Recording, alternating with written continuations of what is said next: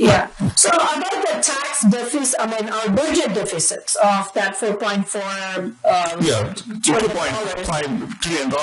So how are we going to make it work? So I know DOGE is going to cut down. Okay, let's talk about DOGE, and I did a lot of research, and they are talking about cutting a lot of these government excesses.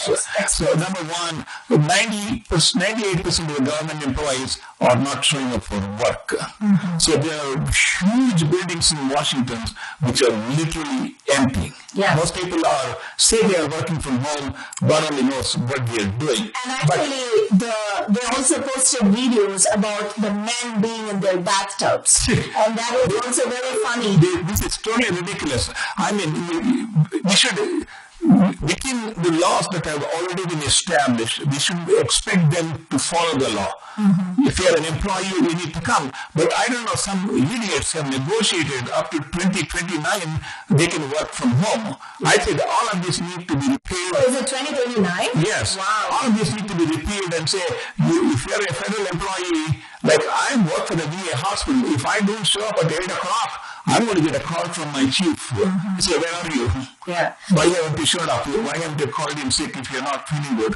So there's no accountability in these federal employees. If 98% of them are say they are working from home, and all these buildings are empty, they say, why don't you sell these buildings and then cut down the number of people who are not working? And I think it means it's 1%.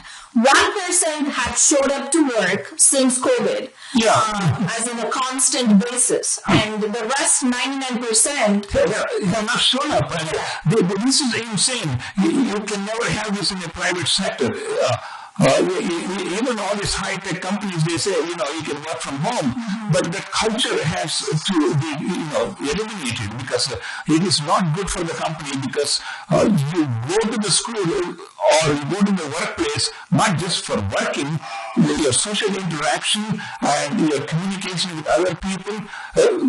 As human beings, we are social human beings.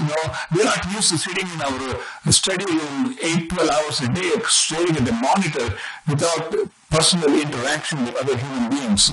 Yeah, and Hariji, you are in IT, so this work from home, like when you see your colleagues, what do you think it has a positive impact or negative impact?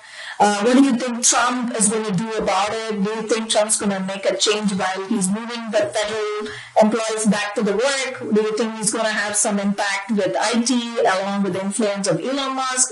What do you think? There is no one catch-all answer. It does help work from home for some categories of workers.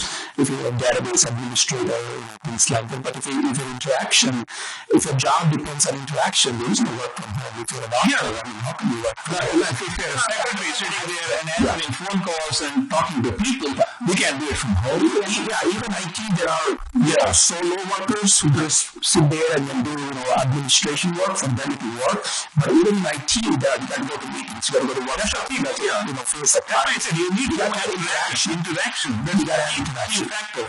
Whereas doctors, we are not just seeing patients. We would have staff meetings, we would have educational meetings, we would have monthly meetings, or teaching nurses or other professionals. So we had a social human beings are social animals. So you just can't be in your closet like a whole year or for several years. Yeah. It goes both ways. Sometimes it could be productive because people say, I'm not spending time in traffic. Yeah. Sometimes it could be counterintuitive because, it says work from home is work for home. Yeah. So people are, That's good. People are just doing the lawn mowing and fixing the roofs and what else and whatnot, and taking the dog out. So Okay, coming back to DOGE, I looked at a lot of things. And first of all, they have grandiose ideas as how they can cut down the government by 75%. That's what Vivek Ramaswamy claimed the first time he was making an address. It's a very wishful thinking. But when it comes to cutting government, you have to understand all these laws were put in by the very people whom we are asking to cut these things now. Because all these were made into law by both Republicans and Democrats. And that's how, and every senator, every congressman have added line items to their to support their constituents, and some of these items are the ones which are costing money, and there are billions of dollars which have been appropriated, which have never been used as such. I personally think that the implementation of DOGE is a very exceptional idea to bring in a very experienced plus a very intellectual person in combo and presenting, and they're very popular people, but all they're going to do is they're going to check what is happening. This is a whole new territory, new waters, and they have to walk very delicately because, number one, they are not lawmakers. So they cannot pass a law or do anything. They can work only within the scope of the law. If the law says, okay, you need to show up for work 8 hours a day based upon your job description, they can enforce it. And also, I told you $100 billion Medicare fraud. This is a low-hanging fruit. You can round up all these doctors and put them in jail in no time. People who are ordering all this genetic testing which costs tens of thousands of dollars, and just one guy billed for like $38 million in a year. And you see about that research funding, and I still do not understand why is this lizard on this treadmill so much interesting. Absolutely insane as to how they are putting taxpayers' money in studying all these dolphins and animals and all this, as how they react to music or sound, all this stuff. And with the monkeypox first case recently found in California, I recently found that Elon Musk had exposed that there was a complete, more than $20-30 million spending in monkey research somewhere in South Carolina, and I kind of felt like, or North Carolina, I'm not sure about the state, but it kind of, they spent on the monkey island, and I kind of felt like, why are we researching more? Are we trying to understand that monkeypox is going to be on the verge, or are we trying are you trying to prevent a pandemic or an epidemic? Do you have classified info that you're not telling to the public that, hey, something is on the coming? And so I think there's a lot of work during this Trump 2.0 with Elon Musk and Vivek Ramaswamy in exposing what is in the spending and what is needed absolutely, and what is not told and what needs to be told as far as pandemics. Well, there are like 435 congressmen and 100 senators who make the laws, and the House controls the purse of the power of the purse in the United States. So anything that's related to money has to be, blessed by the Congress, whether you take it out or you add it. So everything has to go through. They can only make recommendations, but there's one area where you can really go, and that is fraud. With fraud, all you need to do is hire, instead of hiring 87,000 IRS officers, hire 10,000 people to go after Medicare fraud, and within a year you can recover that $100 billion. You round up all these doctors, put them in jail, and have them prove themselves. When somebody is defrauding Medicare more than $1 million, they should be knocking on their doors. That's where nobody's going to question as to, what are you doing? Are you writing laws? Are you changing laws and laws? No, they're just following the law.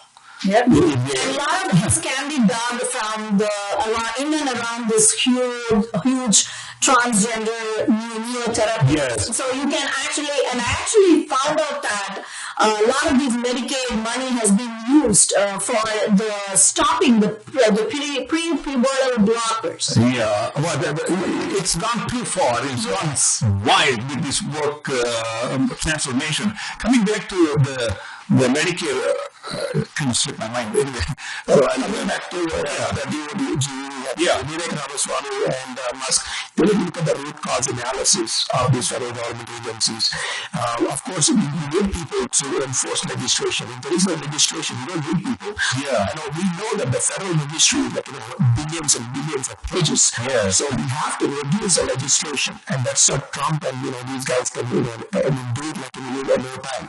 If you cut down the legislation, then you need a department to enforce it, and you need a person to even enforce it. Why even write up this legislation. Look at our IRS code. I mean, it's so complex it is. I mean, even CPS can't figure it out. No, even a lay person, just can't figure it out. Why do we need so much federal legislation? Why can't we cut the legislation? Make it simple. Make it simple and use a technology, use artificial intelligence to enforce the legislation. That's why we don't need people. AI is coming in and taking a bigger form now, which is very good, which is very welcoming. Yeah. Well, you see, there's a lot of misuse, abuse, and fraud in the federal government. These are the areas where they can go because, all they need to do is hire officers to go after these people. I think they should hire people like you, doctors. I can work on Medicare. I can round up, easily like at least $5 to $10 million worth of just in cardiology. Yeah. Okay, all right. On your expertise. In any private hospital, if you want to read a echocardiogram or a nuclear testis, you have to be a cardiologist. Yeah. Whereas a primary doctor in his office can set up a echocardiogram study and set up a camera with the nuclear facilities, just having one doctor just sign some papers and bill for all these things. And the sad thing about Medicare is Medicare doesn't tie qualifications with what people can do or not. I can do dental billing on Medicare patients, get paid, because as long as I have a medical license, I can oral examination. Yeah, anything I can bill. But the thing is, where is your qualification? But if you go to the hospital, they say, I want to read EKGs. You say, what's your qualification? No, we have cardiologists reading it. We don't need you. Or if you need an echo, you have to be, certified to read echocardiograms. Yeah, so that's why. So in Medicare, you don't have this. As a result, these primary doctors, some of them are real crooks. They just, sign a paper, electronic signature on, like thousands of people to get genetic testing. As a result, these people are getting genetic testings which cost tens of thousands of dollars and milk Medicare by millions and millions of dollars. And with AI, these people should be red flag. And I would just say, stop the payment and have them submit qualification documents. Yeah. And records. You don't need to do anything. You don't need to spend a lot of time. You just stop their checks and say, we are auditing your account, send us all the details. And they will disappear from the scene. I can tell you. Automate these approvals. I can automate these approvals. Take away that middleman. Take away the middleman. That's the check and have them come and argue. Yeah, the genetic testings with the AI, automatic queries can actually stop a lot of these billings so that you could have actually a checkpoint to save a lot of money through the DOGE spending, and that's one point. I think they can start working from day one, and that is cutting fraud using AI. It doesn't take a rocket scientist to find out. For cardiology, the highest payment for a cardiologist, a very highly qualified cardiologist in the country, was like $800,000. There's a doctor in Wadeville, Texas, who billed more than $1 million to Medicare and collected $1 million. I don't know how much he billed. So you need to compare and say, hey, wait a minute. How come this doctor is getting $1 million from Medicare in 1 year, whereas the top-notch person in the country who's doing multiple interventions and all this, his collection was because it's not public record how much Medicare pays for each doctor. And all these savings through medical could be redirected into useful treatments for, again, Medicare, Medicaid programs. See, that's where you increase your federal revenue by cutting waste and fraud and abuse. Yeah, and so definitely that DOGE is something unique and will bring about very promising results with the nomination from Trump 2.2. If I was heading the DOGE, I would go for the low-hanging fruits like tax fraud. And all these people can end up in jail very quickly. You don't need to spend time. And also, for example, VA hospital. It takes 6 months or a year to hire a person. They should make a law. Okay, if somebody apply for a job, within 30 days you have to give an answer, yes, sir, no. We had it, but nobody follows it. Same thing with the veterans. They can book appointments right away for procedures that are very simple. And even for dental, like the VA, I have patients who always say, I don't get this appointment for another 2 years. I would rather get the tooth pulled right now. I know. And that's just, these are the people who fought for our country. And I know for sure Trump is going to focus on the Veterans Affairs as well as fix these hospitals and the appointment system and all those. I mean, I work for the VA hospital, and veterans have served a very important role in this country's freedom. And is there a better way to deal with the veterans? In fact, that Friedman said that what the veterans are getting as a benefit is a form of a salary. You just give them a lump sum salary like retirement fund, and let them go for Medicare drawing and be the name in the general pool of the Medicare patients. The federal government should, totally get away from providing health care for the veterans. And of course, they get a lot of perks and benefits because of disability and all these things. It's a very complex subject. I don't think we can... if you have to combine the immigration as well as the Medicare and Medicaid fraud, I know personally, without naming some countries, that there are people who come from other countries on the short-term visas. They figure out the loopholes in Medicare and Medicaid system. They target elderly. All they need to do is someone just go there. Hey, how are you feeling? Do you feel like you're really having fever? Are you having neck pain? Let me check it out. They just need someone to talk to. And they just use that excuse to write up a prescription, to write up a test for persons, build a Medicare, get a doctor to sign on, something, and build. When the time there is of course, federal government is watching this, and when the time to catch them, they're gone. They disappear to their foreign countries. So there's nobody to even catch. I know. I think that's where I would invest more resources in trying to cut the fraud and abuse, which would save more. See, by the best estimates, they say that Vivek Ramaswamy and Elon Musk may be able to save $50 billion. But I say go after Medicare fraud and other types of income tax frauds. You can save $200-300 billion easily without disrupting any legal system, without going to Congress to get any laws changed, because you're just enforcing the laws that are already there. You just need, like using AI, to tag all these people, and like Hari said, I would go with the same plan, that is, cut off their paychecks. Have them come and explain what they are doing. And I guarantee you they will leave the country. When very few citizens will do this kind of fraud. It's all immigrants. When Medicare knocks on your door, that means the next step is you're going to go to jail. It has happened in our own Indian community, I know. And I know that the DOGE is actually set to a timeline. By 2026, 2027, they are supposed to reduce the debt, the national debt of this country. And I think by July 4th, both of them are responsible to present to Trump that, they were able to be successfully implementing this spending cut and then bring the debt back to less. Well, you're talking a lot about education department. The budget for education department is like $23 billion. It's like a drop in the bucket compared to $6.9 trillion.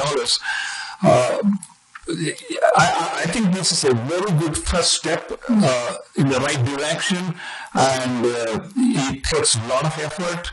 And most importantly, we need to go after things that we can do without any congressional approval or anything like that, or an executive order. One more thing I'd like to add is a huge, enormous fraud is babies being born in the U.S. I know lots of mothers. When they are in 8 months, 7 months, they say, I want to go to the U.S. Why? I just want to deliver a baby there.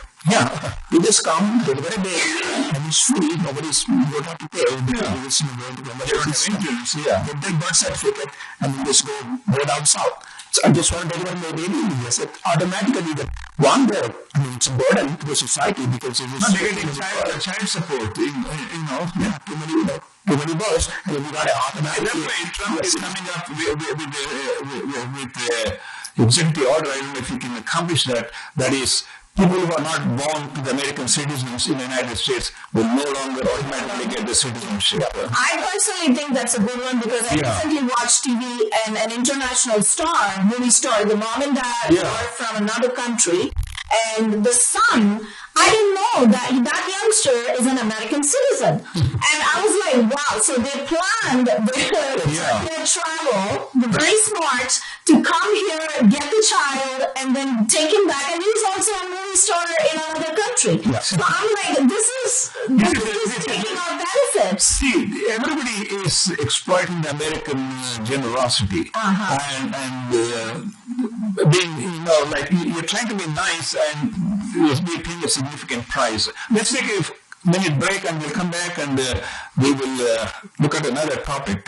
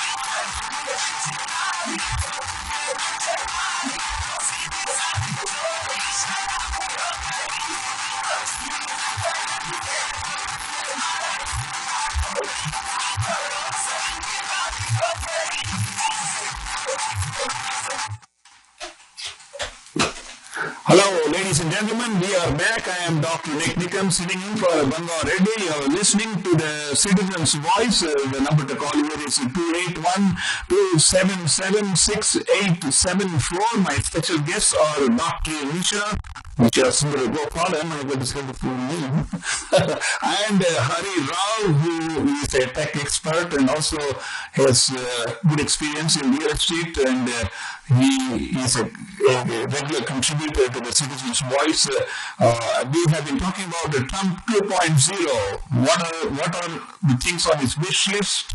What are the pros and cons? What he can accomplish, and what are the challenges? So we're going to move on to two more brief topics. The first one is, of course, the foreign wars. So let's talk about foreign wars. Have you seen anything since the election is over, Hari, in terms of how things are moving in Russia-Ukraine war and also in the Middle East? Well, I mean, Syria. I mean, Syria is just falling apart already. It's on the news. Bashar is gone. He's hiding in Russia with a lot of Russian support. And that's where, the first word I'm hearing from Trump administration, we're not going to go there and fight. It's not our job. I think that's the right thing, because Trump, right from the beginning, has said, I'm for peace. I am for world peace. America is no longer going to be playing the big boy all over the country and sending American soldiers at harm's way. But the question is, will Biden wait until Trump comes? Well, I think a lot of things they're already doing to kind of disrupt the process of peace and tranquility across the world. And South Korea bringing in the martial order overnight, and that is some kind of disturbance, was just trying to feel like it's like a coup. But is it just the South Korean president by himself, or is it along with the hands joining with the left? Unfortunately, they shouldn't be doing all these things. I think they have done enough damage to this country in the last 4 years, which is beyond any other president in the history of America who has done damage to this country in all aspects, not just economy or border or anything. Every respect, the country has been, But the bottom line is they fear Trump, and they know that Trump's not going to leave these things alone. They know that every sector has a lot of problems by itself. You see, Trump has a very, very strong opinion or agenda as, one, America first, Yes. safety, world peace, and bring, harmony among different countries, both in the Middle East, also in Europe, and also in Russia. And a lot of times said that if it was not for Biden, then Zelensky. Yeah, it probably would not have happened. Yeah. Okay. I watched a picture that was taken in Paris with Trump and Macron, and the third person there on the picture was Zelensky. And I am wondering, the wheels are already moving in a fast pace. And they say that in no time there will be a picture with Putin in the I'm same telling you, with Zelensky. he is willing to talk, and he has already said that publicly. That if it can be a peaceful solution that is acceptable to both countries, he's willing to listen. Yes. And so that has already started moving though. And in Europe, Middle East, Trump has said, before I take the office, I want to make sure the American hostages are released. And the big boys in Hamas and in the region are already talking about, how to address this, because they know that Trump means business. Yes. And that's how he got rid of Iranian General Soleimani, because I said, when he says something, I'm just going to carry through it. I don't care what it takes. Hari, your input. Well, I mean, terrorism, right? Our, Trump's focus is America first, safety for America. We got to fight terrorism no matter what. With Hamas, with Hezbollah, we got the Iranian-backed, factions out of Syria. Now they're saying that the new administration is basically backed by ISIS. So, we got to fight terrorism and stop backing these demagogues, like the dictators, basically. They fuel dissent. And then they blew a terrorism inside. And then we have to stay committed to democracy. We have to stay committed to American interests in that area and not support these people like So now that Assad has been toppled, what is the history of these rebels? Anytime the rebels take over, it's no different or better than the previous dictator. I mean, that's been the history in the Middle East for decades. Something like Taliban will be like Taliban 2.0. We already see women in headscarves and things like that going around. It will be like another Islamic state. But it just same thing in Bangladesh. The person C9, and now it's like we're talking about Pakistan 2.0. So once the leader is kind of disrupted, it takes time for them to reorganize. It takes decades to bring that same integrity. So I think Trump has a good timeline to mix it all out and then destroy them all. See, I mean, look at Gaddafi. After he left, I don't know who the leader is in Libya at this time and what the status of the country is. Same thing with Afghanistan. And every time a dictator leaves, even Iraq, it was more stable when the dictator Saddam Hussein was there, because, at least they were not disrupting the surrounding areas. But the question is, the biggest challenge is about Iran as well as North Korea. Well, I think Trump is the only person who can deal with Iran. I mean, you just have to put your foot firmly and say, hey, this is it. First of all, we are not going to get a single American dollar anymore. We have to stop Iran from getting nuclear weapons. With absolutely chaos in the Middle East. But they already have it. They have thousands of warheads, which can reach Israel and far beyond. And as you said, I think Iran has to be put on check. I mean, because if we don't do that, they're going to fund all the terrorists and all across the Middle East, and they want to stir up and just sit there and watch the show. Yeah, and so the question is, again, what is North Korea going to do? Because I've seen North Korea recently make a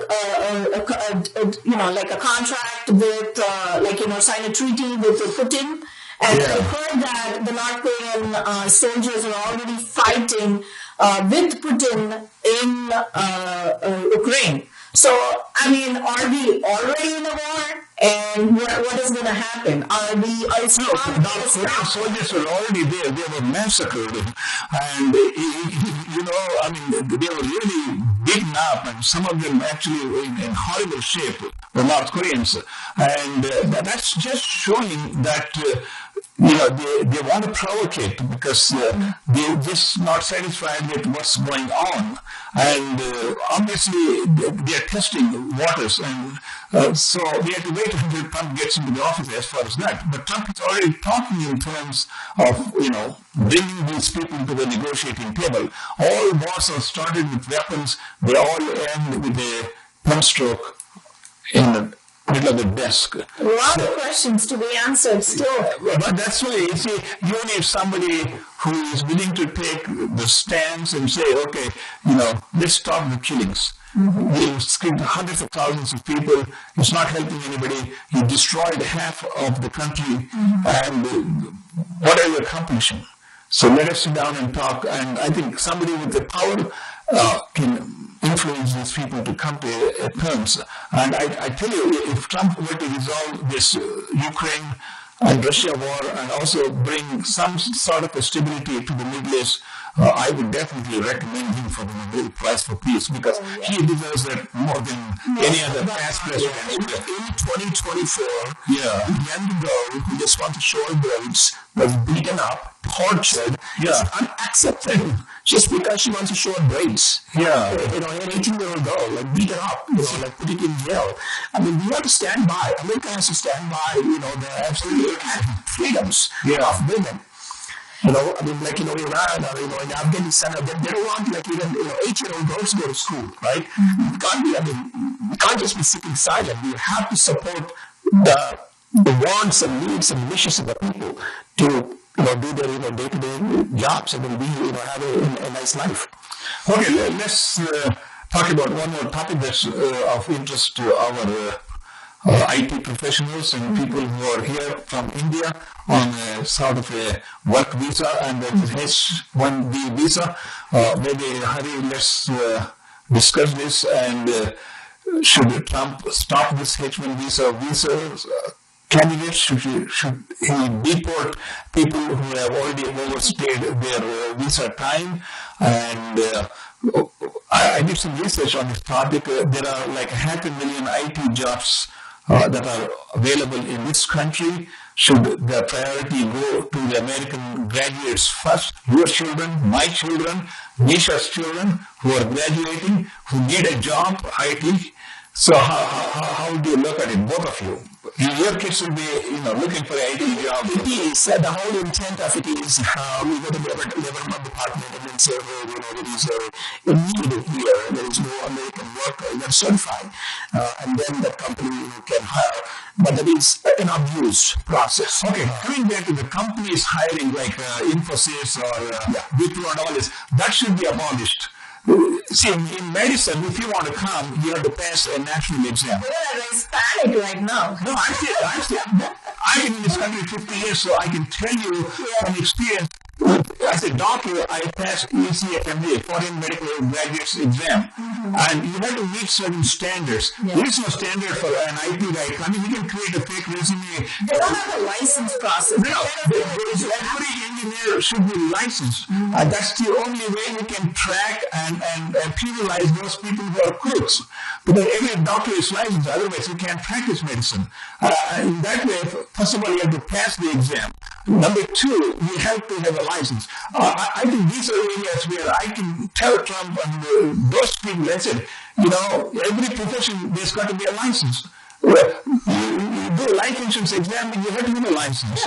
Or you do a real estate exam, you have to have a license. How do an engineer cannot have a license? You explain to me, you're an IT guy. There is no licensing process in IT. But again, for this H-1B process, there are rules. You got to have a science degree, and you got to have a good resume, and you got to have worked in a company. But again, there are a lot of loopholes. So that people take advantage of those loopholes. Put a fake ad in the paper. So I didn't find anybody. foreign worker and bypassing, an American, worker. Those loopholes, then prior Trump administration, those loopholes are fixed. Those loopholes are fixed. But again, of course, American citizens, American workers who've been to college and spent $200,000 here who got a computer science degree shouldn't be competing with somebody who came from with unknown resumes, from other countries. It is not right. So there has to be, some kind of a checks and balances in the process of certifying that there is a skills gap, there is an employment gap for that particular category. Needs to be very robust. Yes, but as an American graduate, you apply, you don't have a chance to get a job. And when such is the case, why would you hire a foreign graduate? That whole process is going to slowly change, but it's going to take time because people are still in the mindset that there are so many people still waiting for their H-1B to green card processing. So people are going to show some kind of opposition. Yeah, I don't believe in doing drastic changes, but at the same time, I think, the way we are approaching this is the right way, and that is stop any more new graduates coming into this country for IT jobs. Hire those people who are already here. First, the American citizens, then the H-1B visa student, people who have been here, who are established, who have family, all these things. Or reduce the number of people. Hire them. And a good compromise is for every H-1B you have to hire an American citizen. Yeah, that's a good one. And reducing the number and having a higher ratio for the American-born citizens to have a job and actually increasing education training in computer science for these graduates, like who are non-IT, can also put more American-born citizens in IT jobs so that the requirement to train and also the corporate incentives can be given if they hire American-born IT. I was pulling up some statistics. 4.7% of the American graduates don't have jobs. I mean, that is insane. Yeah. I mean, it could be your kid, my kid, or his kid, but you spend $500,000 to get your kid to finish an IT training, and he can't find a job. I mean, the country owes it to its citizens to have a job first. Again, the root causes, in immigration, in Medicare, insurance, IRS. A lot of regulation, and then regulations have loopholes, so those need to be fixed. So people are taking advantage of those regulations and the loopholes across the board. Yeah, and if No you matter what look at topic. me, Okay, loopholes are one thing. The second thing, I feel there's got to be a licensing process. That's the only way we can track whether they are doing continuing education, whether they are keeping up with the skills, and are they meeting the requirements of their jobs. I mean, this is the only way you can track it, because, and that's how it is done in every other profession. Lawyers, doctors, engineers, they are all, like if you're an electrical engineer, you have to get a license to go and check the electrical wires. yeah, but like if you look at me, I have created jobs versus me taking a job from the country. So we also have to look into people who has the ability to create more jobs. Yes. So that way, when people are coming, the land of opportunities makes more sense when that smart person will be able to create more jobs for American-born citizens. And that is a reversal of people coming from other countries and taking the benefits of this country. Well, the country has been generous, and it has been, way out in all directions, taken for a ride by this country's generosity. We talked about tariffs. As I said, every other country has more tariffs than what America charges for its own products going outside, which really hurts American farmers and American workers. And so the way to look at this is, I think, as Trump says, America first. I mean, that's number one in all directions, not only in terms of just saying it, patriotism and all these things. When it comes to jobs, when it comes to security, when it comes to safety, all these things have to be taken into account, and make sure that the Americans are served first. And that's the way it should be. Yeah, I agree with you. less regulation and put America first and keep fighting, the terrorists all over the world. Keep us safe. We didn't get a chance to talk about energy, but what is your take on energy for another 2 minutes? Well, baby, Jerome. Well, it's easier said than done because there are certain things that Trump wants to do that will help to ease energy. They can release strategic oil reserves and bring down the price, because the most important thing is transportation is the highest cost of getting groceries from California to the Kroger in Sugar Land or Katy. The cost of transportation is a very significant factor. So if we can bring down the cost of transportation, that is by bringing down the energy prices, it will help to reduce the cost of goods that are being sold in the supermarket. And that's the bottom line. And once you bring down the cost, we can look at other things as, they can produce more natural gas and reduce regulations, use existing contracts to build. But in order to drill and really produce an oil, we're talking 10, 20-year projects. So it's not going to be immediately happening. But starting in the right direction is the key word. How do we find worse? Drilling a lot. You got to have a short term and as a long term approach. You can't just keep drilling and produce more oil and then keep polluting the world and doing that. Yeah, there's always a short term one. The long term one, of course, is electrification. You got to invest in the future technologies. India has a lot of electric trains. There's electric trains here. I've never seen one. In fact, there are very safe nuclear power generators available in the world today. We need to really look into that, because I was doing some research in Europe. They have certain nuclear generators which have like maybe less than 10% chance of having a nuclear disaster compared to the old form of nuclear power plants. So there are certain things. Nisha, it's always the ladies, first word and the final word. So the cost of the production is obviously going to go down if we're going to use the energy resource, which is a cheaper resource. Yeah. And obviously oil is a cheaper resource. So initially, to begin with, we've been drilling 4 years ago, and we're going to keep drilling 4 years later, and slowly transitioning to the other green energies and other nuclear, power plants. But then, initially, the cost is going to go down.